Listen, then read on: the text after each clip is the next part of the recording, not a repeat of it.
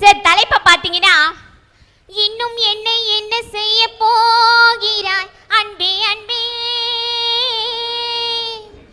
என்னை கண்டால் என்னென்னமோ ஆகிறாய் முன்பே முன்பே.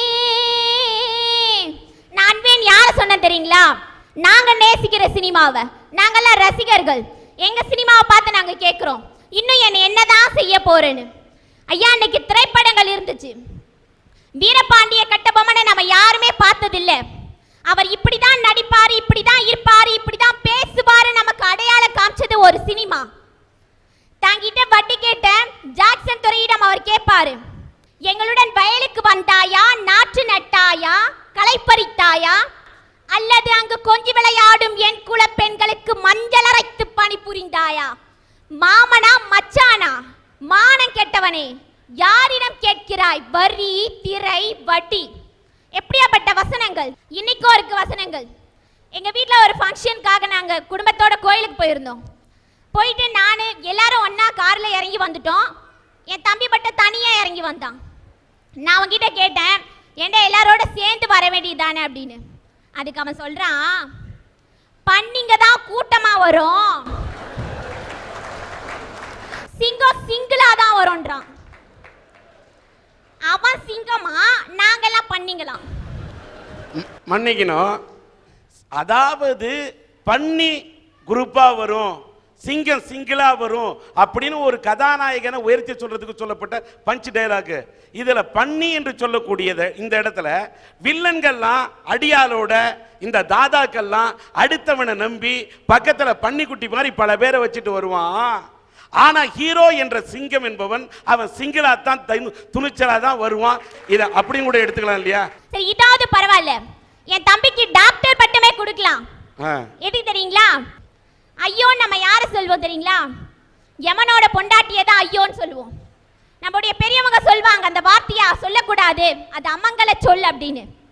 அவன் சொல்றான், 2000 2007 வந்த ஐயோ என்று ஆரம்பிக்கும் திரைப்பட பாடல்களின் எண்ணிக்கை மொத்தம் 18 சொல்றான்.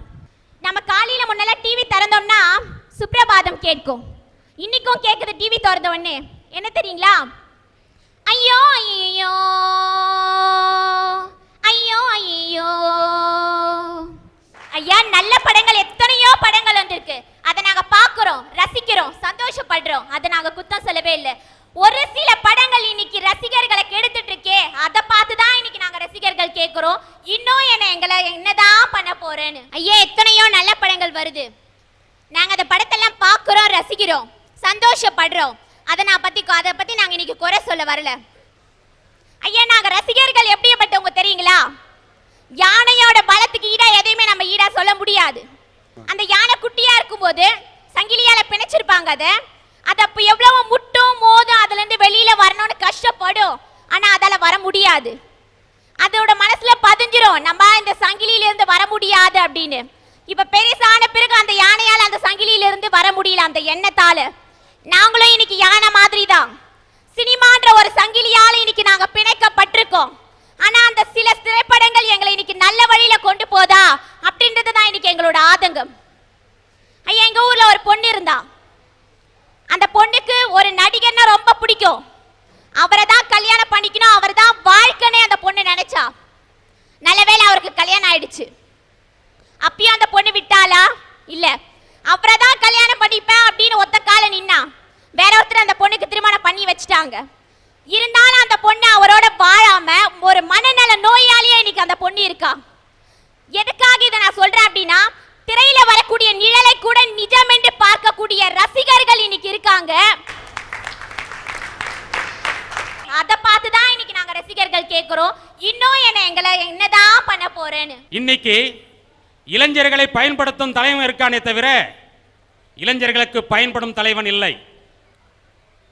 பாரத பிரதமர் நேரு இருக்கும்போது காஷ்மீருக்கு ஒரு பொதுக்கூட்டத்திற்கு போறாரு. பயங்கரமான கூட்டங்க. அவர் அதை பார்த்துட்டு மகிழ்ச்சியில் மக்களோட மக்களாக போய்கிட்டு இருக்கார். உடனே பாதுகாப்பு அதிகாரி ஒன்றும் பண்ணலை, நேராக போய் மேடை ஏறினார், மைக்கு பிடிச்சார். நேரு அவர்களே, நீங்கள் அதற்கு மேல் செல்ல வேண்டாம், உடனே மேடைக்கு வாருங்கள்னார்.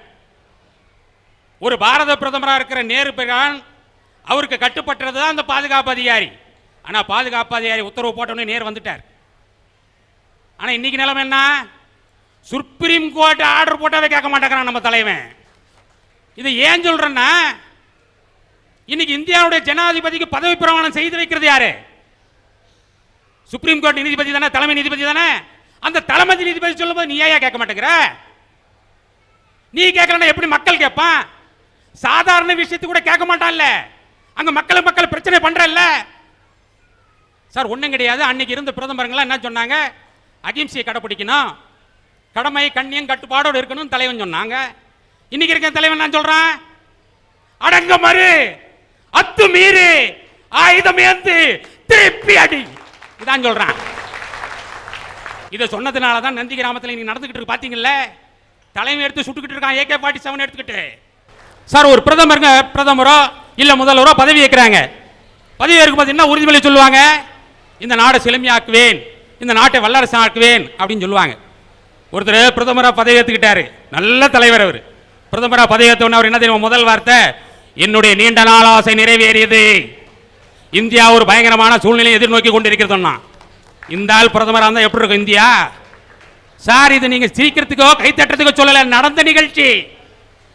என்னுடைய நீண்ட நாள் ஆசை நிறைவேறியதுன்னு சொல்லிவிட்டு அடுத்த சப்ஜெக்ட் என்ன தெரியுமா? இந்தியா ஒரு பயங்கரமான சூழ்நிலையை எதிர்நோக்கி கொண்டிருக்குதுங்க. நாடு எங்க போயிட்டு இருப்பாருங்க சார்? எத்தனை கட்சி சார் இந்த நாட்டுக்கு தேவை? எத்தனை கட்சி தேவை? காக்கா தேக்கா மாக்கா இஸ்கா வாக்கா யாக்கா எத்தனை கட்சி? எத்தனை கட்சி? எத்தனை கட்சி இருந்தாலும் மக்களுக்கு அது பயன்படுற கட்சியா இருக்கா? கிடையாது.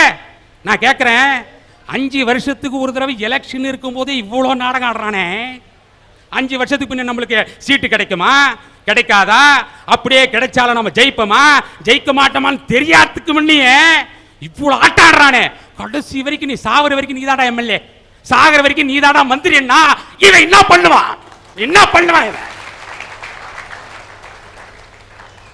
ஒரு முறை காமராஜர் முதல் மந்திரியா இருக்காரு. முதல் மந்திரியா இருக்கும்போது கமலஹாசனை தெரியும் உங்களுக்கு, நடிகர் கமலஹாசன் அவர்களை. அவங்க அண்ணனுக்கு BSc சீட்டு வேணும். கமலஹாசனுடைய அவங்க அப்பாவும் காமராஜரும் நெருங்கிய நண்பர்கள். காமராஜர் சொன்னா உடனே சீட்டு கொடுத்துடலாம். ஆனா அங்க போய் கேட்கிறாரு.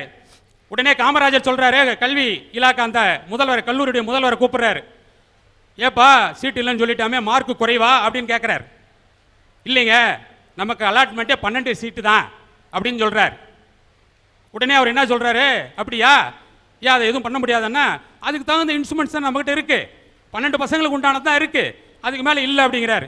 உடனே காமராஜ் சொல்றாரு, 10 பேர் நம்ம விருந்தாளிங்க வந்துட்டாங்க, 10 பேர் எதிர்பார்த்தோம், 20 பேர் வந்துட்டு உடனே என்ன செய்ய போற? நீ திரும்ப சமையல் செய்ய போற, அது மாதிரி 2 ஷிஃப்டா பண்ணிடு சொன்னார்.